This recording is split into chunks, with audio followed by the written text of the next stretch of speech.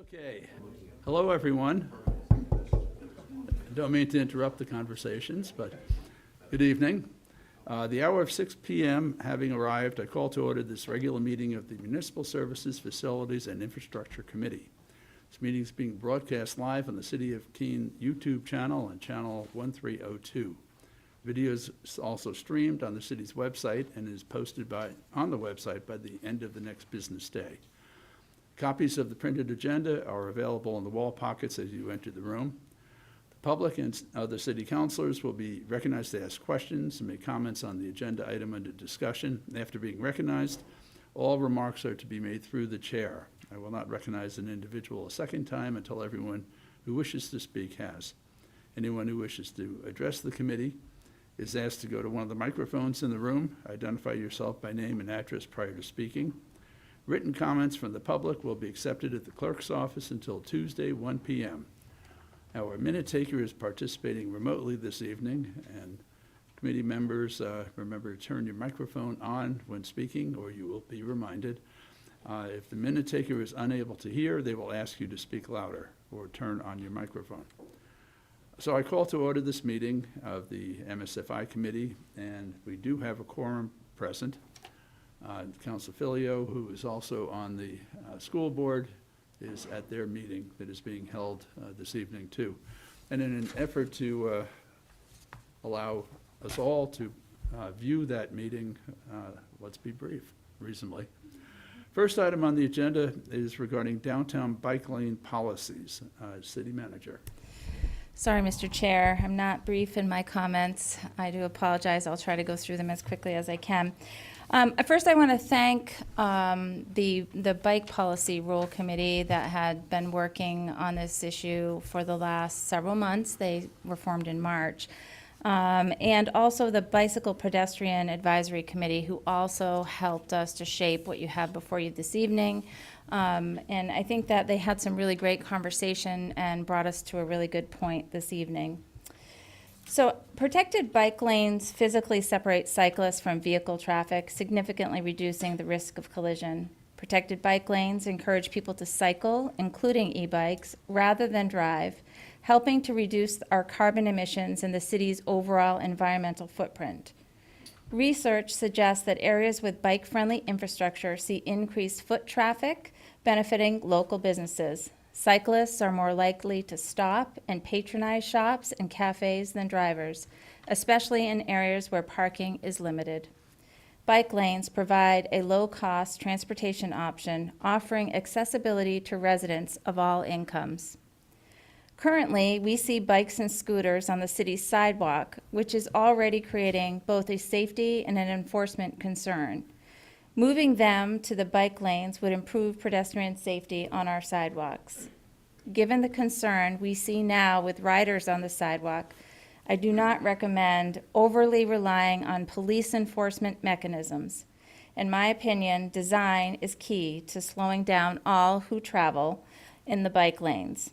If there are frequent stops, changes in surface, warning and traffic control signs, tighter turns, and raised crosswalks, these elements will naturally slow down users. The short distances between the stops will make it more difficult for a motorized user to pick up speed. These design decisions are all part of the final design process soon to begin at the MSFI committee. And I do have tonight on your table some examples that was presented and discussed with the Bike Lane Policy Committee that helps to visualize the anticipated design elements for the bike lanes. And you'll see the different places where they're stopping, some turns that have been incorporated to slow them down. Tonight, I'm sharing with the committee the work of our Bike Lane Policy Group, made up of various stakeholders, many of whom were selected by our mayor. The group met for several months, and they began their work in March. Public Works staff and our consultants from Stantec attended, answered questions, and offered resources. Will Schaffman was our staff liaison, and also our staff liaison working through these same topics with the city's Bicycle Pedestrian Committee. I want to thank them all, as I said earlier, for the work and their effort and for their thoughtful suggestions and recommendations.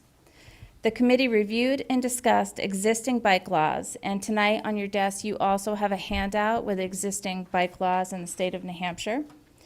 RSA 265-149 allows cities and towns to make ordinances, bylaws, or regulations respecting the use and equipment of bicycles, except mopeds, on its ways.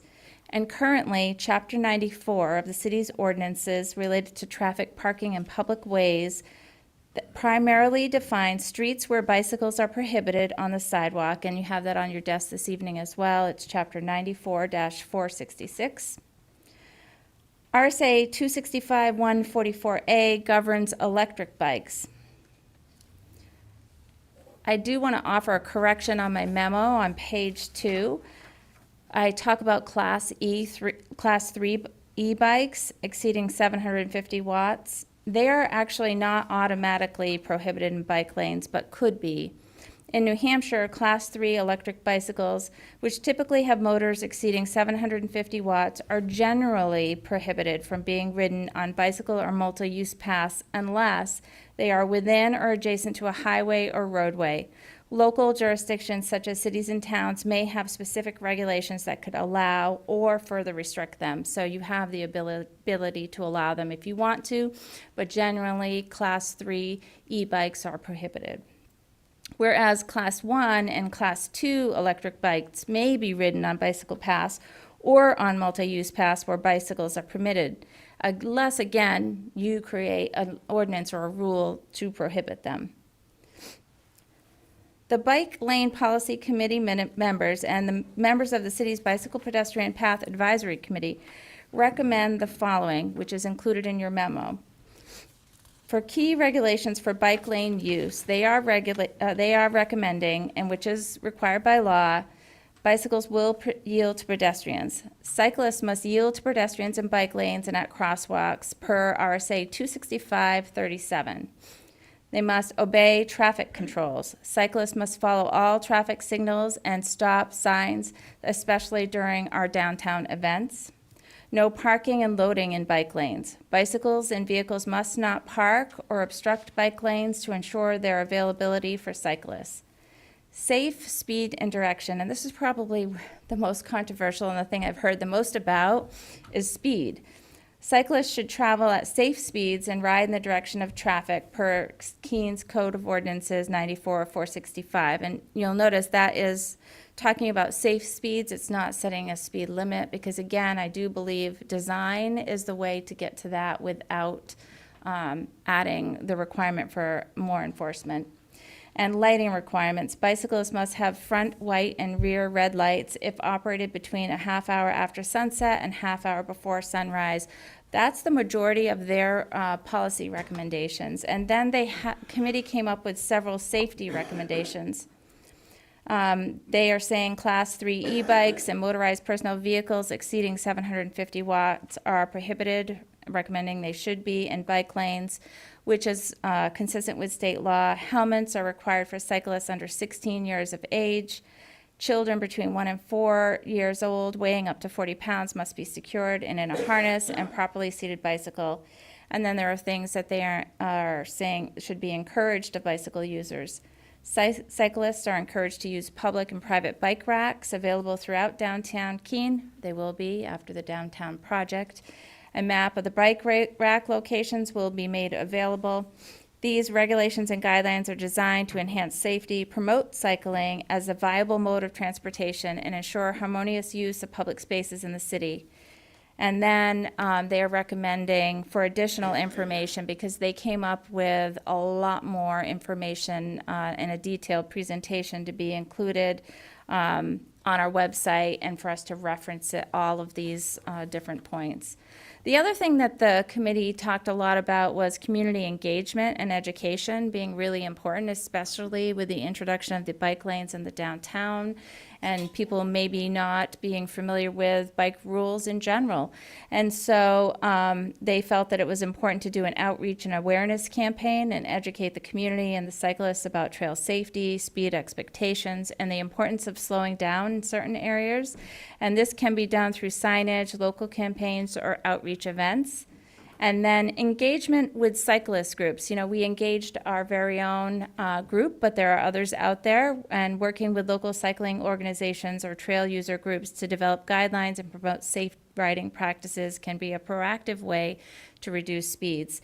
So in essence, those are my comments for you tonight. I do know that there are members from our committee in the audience, and I'm not sure if they too might want to add to that, something that I may not have covered.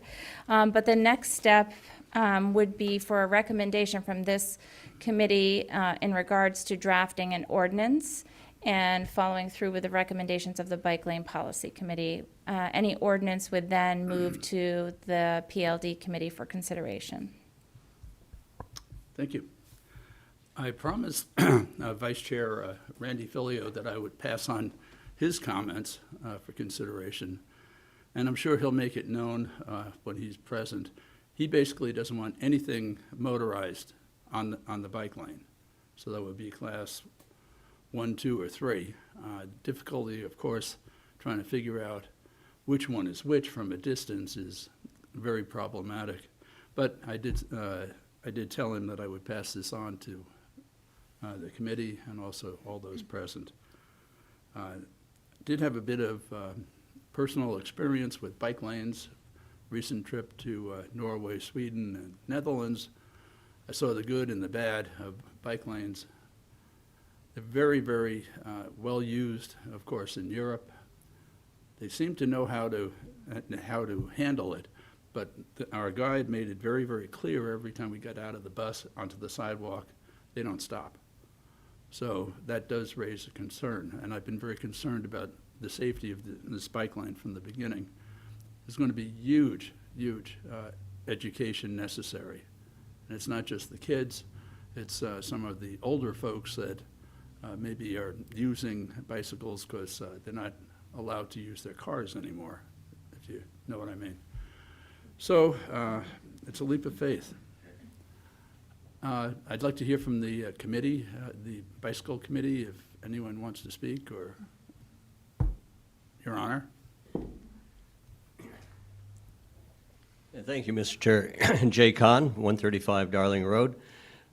Yes, I was a member of the committee. I think that the committee did give really good consideration to multiple perspectives on this. I'd like to give additional credit to Will Schaufman. He really shepherded the gathering the information, the synthesis of it, and helped the committee arrive at the conclusions that the manager has presented tonight. And I think Ed Haas, Councilor Ed Haas, was very helpful in being a go-between with the Bike and Pedestrian Pathway Committee and this special task force that was created. So I think there was pretty good collaboration. Of course, the Public Works Department was working well with Stantec to try to gather their evidence, if there was such, that they were familiar with.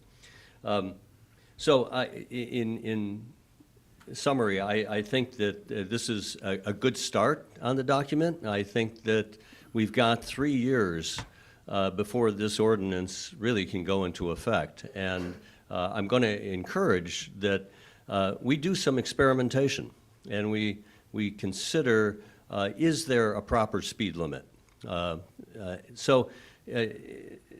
My thoughts are that we've leaned into the need for alternative modes of transportation through our Keens Main Street. And I think that's good. I think that experiment is going to, it needs to go forward, and we are creating the opportunity for this to go forward. I think also that we need to lean into the need for people concerned for their pedestrian safety. And I think there's the opportunity to do that. You can see the suggestion in one of the state statutes about 10 miles per hour as a means. It's not guidance for our document. It's not guidance for the state. It just says you ought to be able to stop within 25 feet if you're going 10 miles per hour. My guess is that bike riders have a different perception of how fast they ought to be riding, and pedestrians have a different perception. And I think if we've got this time, we've got the mechanisms to do a test. And those mechanisms are those speed signs that I've constantly run past and tried to activate. I apparently am not going fast enough. But on a bike, you do activate them. And you can find out what a pedestrian can experience looking at those signs. Is that a 7-mile-per-hour bike? Was that a 8-mile-per-hour bike, a 10-mile-per-hour bike? We have officers that if we set up a proper experiment, hopefully one opportunity would be to use the speed guns to also measure how fast a vehicle is going. So I think we've got the opportunity to test 8 miles per hour, 10 miles per hour, or faster. And I hope that we try to gather that kind of evidence. One of the things that annoys me about public policy is when we say, "I'll know it when I see it." I don't think we need to rely on that intuition. I think that we've got the time and the mechanisms to do true experimentation and to gather that input both from pedestrians and from bicyclists so that each party can give us advice as to is there a speed guidance that ought to be worked into these rules. So I ask that maybe the committee consider in your motion that prior to the implementation or the drafting of an ordinance that goes forward, that some evidence is collected locally from our residents and bicyclists so that we can craft something, some guidance, if not an ordinance, that provides better knowledge about speed limit than we have in the current rules as they're presented to you. Because I need to get to another meeting. I know. I wanted to be able to offer that to the committee. Thank you. Thank you. A question perhaps for the city attorney. If there's a violation, does the state law allow for misdemeanors or So tickets? there's two penalties for violations of any ordinance we create governing bikes. One penalty in the statute is a violation level offense, so it won't go up to misdemeanor level. The other is that we can take the bike. Take the bike. Yeah, it seems like the statute intended for that to be bikes with faulty or problematic equipment, but it technically does include uses if we wanted to go that way. That would get someone's attention on a multi-$1,000 electric bike. But there is a mechanism.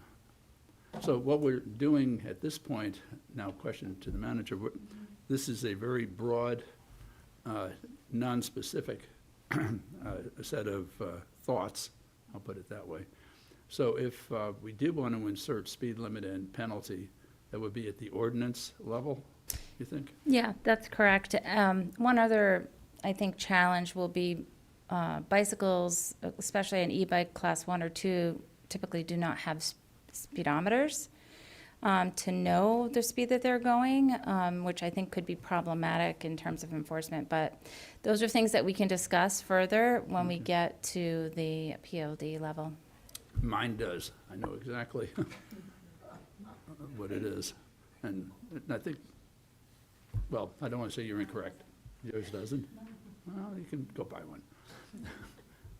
Counselor, did you have something? Just was going to say that I think at this point, with what we have in front of us and with the endorsement of BIPAC, I'm happy to move this forward in the process and let PLD take a look at the ordinance. I don't know a whole ton about bikes. I don't bike. I know that there are a couple members of PLD that are very avid cyclists in the community, and so can provide some expert opinion there maybe. Just so the city manager hears it and it's on record, I do agree that the idea of a reasonable speed kind of makes me a little uncomfortable. Whose idea of reasonable and what does enforcement of that look like in the same way that you've raised some questions about what does enforcement of an actual numerical speed limit look like. Beyond that, I look forward at this committee level diving into the final design. Yeah. Yep. Thank you, Mr. Chair. I just have two concerns when I see what is proposed in front of us tonight. I share Councilor Favalos' sentiments on defining a speed. I'd like to see that defined in some way. And I also have a concern about our police officers being the ones to enforce this. Is there any other, is that mandatory that they must be the enforcement? Or can we, is it something parking could do where they're already on Main Street? Just a thought. Yeah, I might want to think about that more for when we get to the ordinance conversation and figure it out a little bit more. My gut instinct is no. The statute clearly makes it a violation, like a criminal type process. But there is, of course, the provisions that let us create our own ordinances, so there could be an opportunity there. Okay. Yep. Thank you. I love the idea of community engagement and really taking a role in that. I think that's a great way to kind of bring everyone into the process and to keep everyone in the process. A couple quick thoughts. Are pedestrians, and I don't necessarily need answers to these, but just throwing it out there, are pedestrians allowed in the bike lane? In terms of, this encompasses also skateboarders and different types of bikes, so are tricks allowed? Or are you expected to just go straight? That's a good thought. Is stopping permissible in the bike lane? And there's one other. So downtown events, just point of clarification, that they would still be permitted. So, right now, a downtown event they license the space. And so the bike lanes would stop at where the event is licensed. Okay. And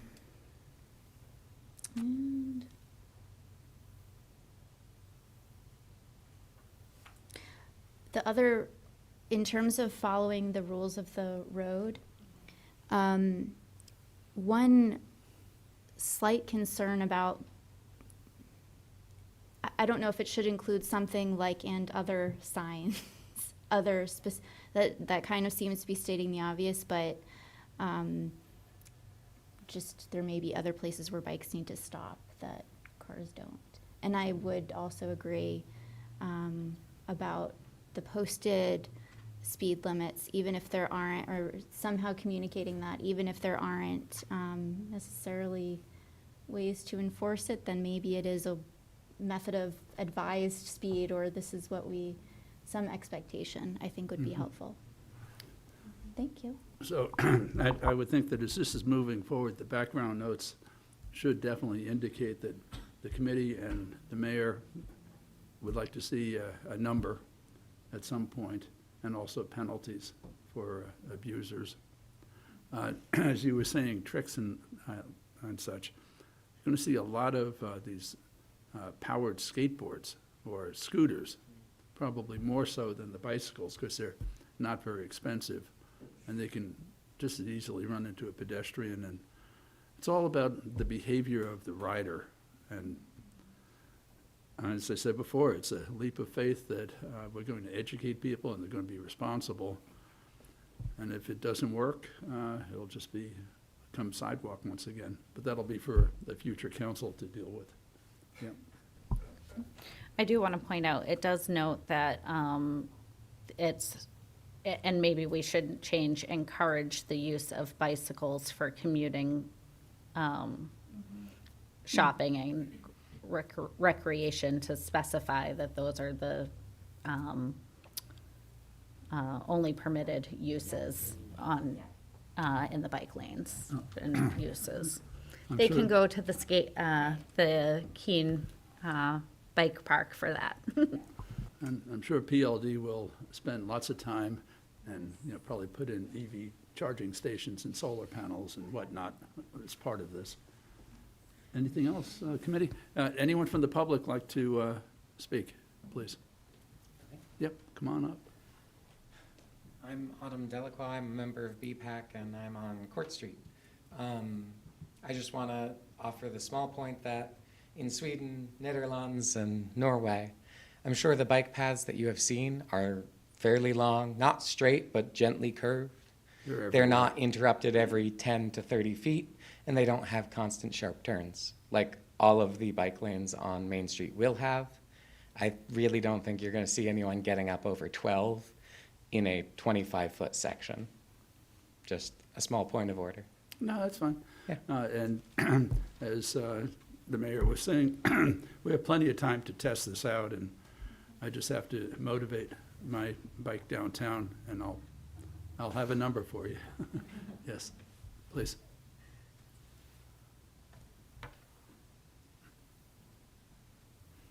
Sam Jackson, Chair of BPAC, and I live on Court Street. I wanted to actually say that I agree with Philialt's concern regarding e-bikes on the bike lane bikeway, and just kind of want to throw out there that I think the max speed of Class 1, Class 2 e-bikes tends to be 20 miles an hour. If we dropped the Main Street speed limit for automobiles down to 20 miles an hour, then it matches the cap of e-bikes and would probably make it feel a little bit more safe for them to be there instead of, on a bike lane. So if somebody's choosing the bike lane for safety, might kind of give them the other option instead. That does make sense.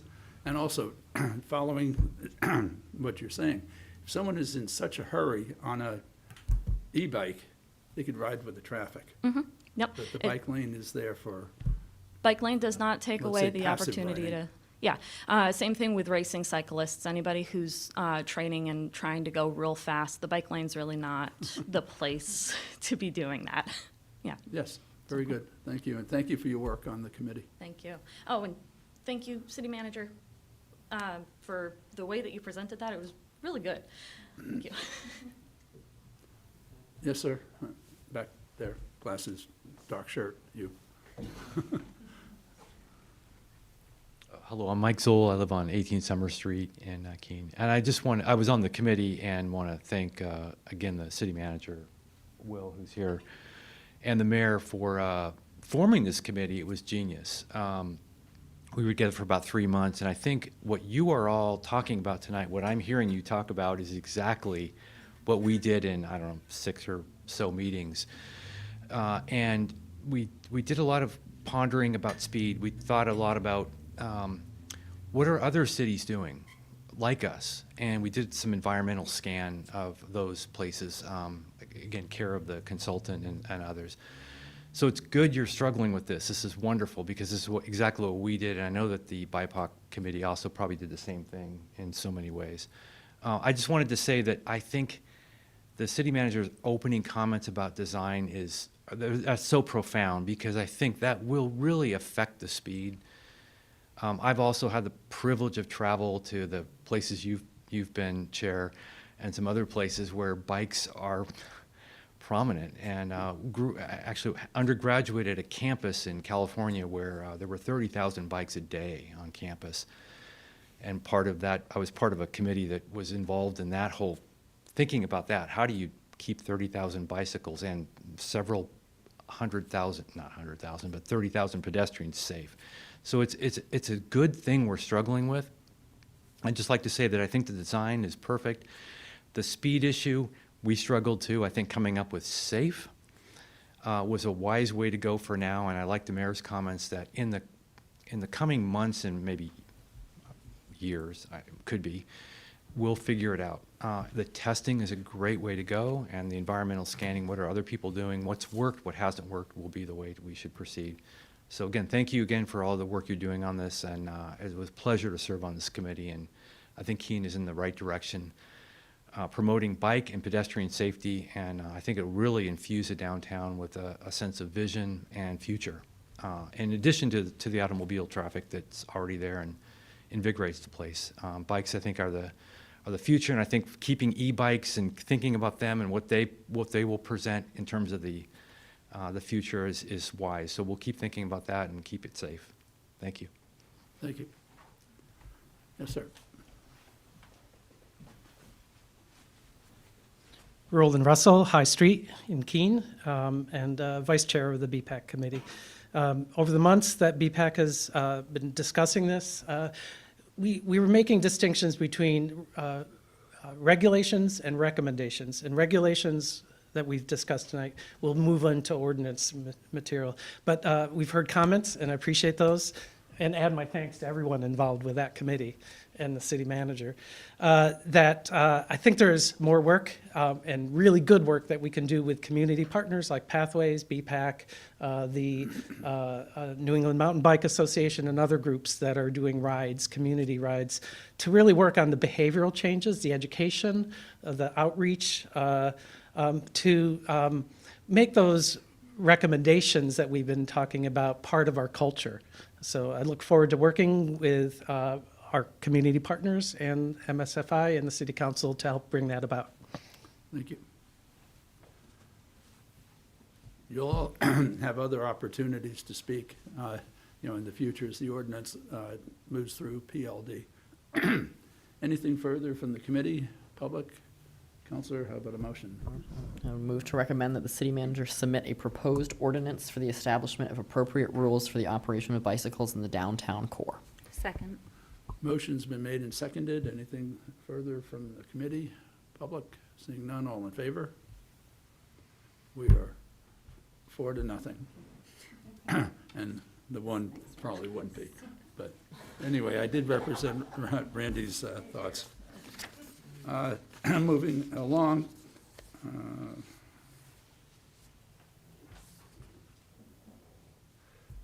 So, did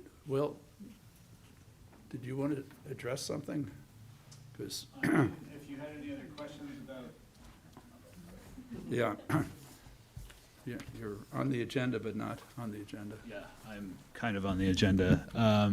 Unless the MSFI committee had any questions about BIPAC support, I think the membership spoke to that, so. Yep. You've done a good job. Great. Thank Well, you. Thank you. Thank you, thank you. Okay, next item on the agenda is relating to winter maintenance parking restrictions, otherwise involved in ordinance 2024-14. Good evening, Duncan Watson, Assistant Public Works Director. 32 years and 3 months I've managed to avoid this, but here we are. So this is relating to the lifting of the winter maintenance parking restrictions that are currently in place. We basically have a blanket ban in place so that starting on November 1st, I believe it is, going through April, we have a no on-street parking during the evening hours. And this would basically lift that ban on parking and make it a situational ban depending on the announcement of a winter storm weather event. The details specifically about how we're planning to notify and whatnot are left purposefully a little vague because we don't really quite know how this is going to go yet. We have a pretty good notification system in place now, which we will utilize to begin with. And there are other tools in our toolbox that we can use down the road if we deem that necessary to add more tools to that toolbox, including things that might have a price tag to them. For instance, our streetlights, our LED streetlights, have the ability to put a module on them that can do something to make a signal visible to the public. That could be used, for instance, as a warning that there is a winter parking ban in effect or something like that. But I've just been in touch with our streetlight vendor. I don't have the module cost at this point yet, and I wasn't planning to bring that forward because I don't think that it's necessary to do that quite yet. I think that we want to see how this goes, see how our notification goes, and we are not planning, or not Public Works doesn't get involved in any of the enforcement of the no parking ban. That's the police department. But we're not going to be getting into the towing business here. We're going to be doing, if people violate this ordinance, they'll be ticketed. The public sector's infrastructure for towing, as well as the private sector's infrastructure for towing, are just not going to be conducive to doing mass towing events. So we're hopeful that our notification system can work, and we will adjust as necessary. And you know, Don Lucier, if he were here right now, would probably tell you that the first storm or two might be a little bumpy, but we'll learn along with the rest of the public, and we'll adjust appropriately and bring forward other solutions if they become necessary for consideration. But I think this will be good news for the majority of people who you know, have been asking about this kind of thing over the years. And we, in general, are supportive of it. We just don't necessarily want to be damaging vehicles that are parked in the public way, and that's our primary concern. So, you know, there's going to end up being some unhappy people who are going to get plowed in on occasion if they leave their car out there, and then there'll be, you know, after a little bit of time, there'll be a ticket along with that probably. But hopefully we get good compliance, and the word of mouth will spread, and this will give people a lot more parking options than they currently have. Thank you. Does this also affect the parking lots? Well, it already does. We have alternating lot type of parking in our winter ban. So there will be allowed to be parking when there's not a ban. Good. But we're also looking at installing permanent variable message boards on our parking lots. We're working right now to find a good system for that, so that we can better inform the public. Because frankly, it's a little confusing about the alternating lots. And we want to do a better job in trying to inform people. I've always found it confusing. And Main Street overnight parking. Is that included in this too?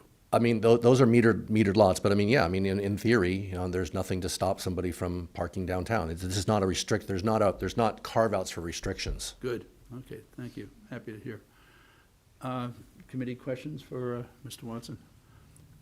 Councilor Remy, did you want to speak That's all right. as the You can see me proposer? You can see me about to jump up. This was, I really appreciate the work on this. This was an awesome compromise. I know how much thought has to go into this because it's such an intricate process to clear out snow. Sorry, Councilor Remy, Castle Street, Keene. I really appreciate it. I think there's I would love to tie it to the National Weather Service alerts and things like that, but I think where it is right now is great. I want to be really thoughtful if we were ever going to do currently the ban is only at night. The way this is written, the ban could be during the day if needed.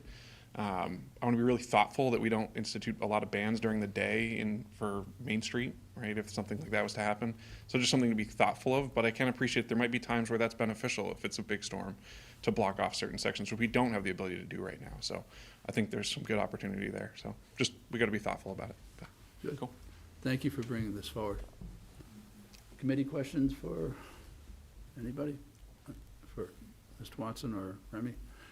Public, anything to say? Oh, yep. I'm not really sure how to ask, well, okay, so basically, if there were a parking ban, I'm assuming that then everyone who maybe normally would park on the street would then have to go find a lot. They have to move their car somewhere where it's not usually. Is there any concern about, I guess, those people trying to find out where they can park in that period of time? Does that make sense? Sure, yeah. I mean, currently the parking division has maps, extensive maps available as to where to park during a parking ban. So that will be another vehicle that we use to help inform the public that that there are going to be alternatives, but that basically the winter parking ban is just going to end up being a small fraction of what it used to be. So this situation is going to massively improve the parking. I mean, of course, there will be some kind of a scramble during an actual winter storm event that we've notified on, but that happens now anyway. Yeah. I think that's great. I just want to make sure that maybe in the communication that it's incorporated into that. So if it's a Thursday, that this is where you can park on Thursday, if that's possible. So when there's a ban, notifying people maybe more specifically if possible. Yeah, I mean, we probably would, probably in the notification, because we don't want, I mean, when you do a notification, you can't put too much information in there. So we would probably refer people, to say, for parking alternatives, go here, or something like that is probably what we would do.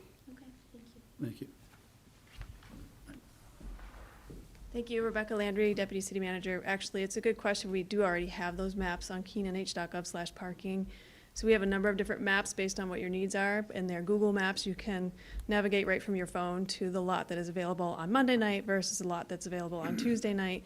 We tend to send people to various lots depending on the night of the week so that Public Works can plow a certain lot when there's no parking allowed there versus another night when the parking is directed to go to another lot. But we'll continue that practice. It'll work. It's surely better than, 4 months of no parking. And so this is just nights, and hopefully we don't get a lot of snow, right? Anyone from the public want to speak, address us? Yes, sir.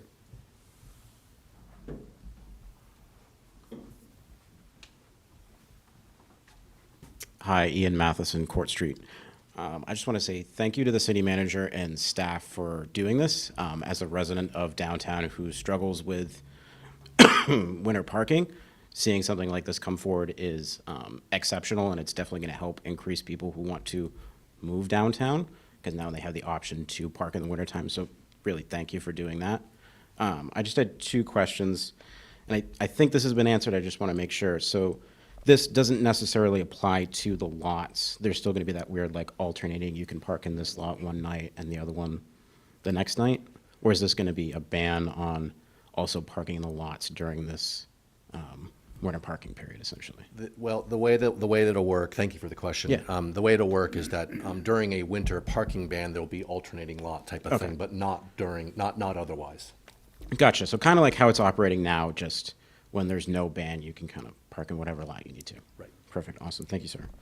And then reading this section, it's going to be 4A. It talks about declaration shall be made no less than 6 hours prior to the starting time of the ban. And then looking at the current ordinance, where it's talking about the lots, and it's going to be section C. It talks about closing at least 5 days prior for maintenance. Is that going to change at all with the implementation of this ordinance? Because it kind of contradicts each other. Well, I mean, so maintenance would be different than snow plowing. Okay. Maintenance would be repair of crack sealing or line painting or something of that nature. Okay. Do you think maybe something could be put into this ordinance to clarify that of, this applies to maybe a definition section of winter parking ban is this, maintenance is defined as this, so that way people aren't getting confused on that? Just thinking about Yeah, I mean, honestly, when we looked at this, we really focused right on this particular aspect of the Yeah. ordinance, because there's a summer parking ban that's in the ordinances as well. And Right. so I think that, once we get a little bit of experience under our belts, I think that the intention would be to come and clean up a lot of the stuff Yeah. after we experience what works and what doesn't work. Okay, awesome. I think that's all I had. I just really want to say thank you. It's going to be awesome to be able to park downtown in the wintertime. I think people should just be plowed in instead of towed. That might be a little bit more effective, but that's just my humble opinion. Thank you. Thank you. Anything else from the public committee? Motion, please. Move to recommend the adoption of ordinance O-2024-14. Second. Seconded by Councilor Favolis. Anything further, committee, public? All in favor? We are unanimous. Not on the agenda, but I'll call this coming events. At the next MSFI meeting, there will be discussion regarding the intersection of Route 9 and Sullivan Road. There's been a number of accidents and, a lot of concern. I've received a couple of letters and comments. The Public Works Director is working on it with the city manager. There will be some kind of a public discussion prior to the MSFI meeting in October. So please pay attention. There's solutions to a serious problem, and I just want to make sure we do it right. Okay, There being no other business this evening, we are adjourned.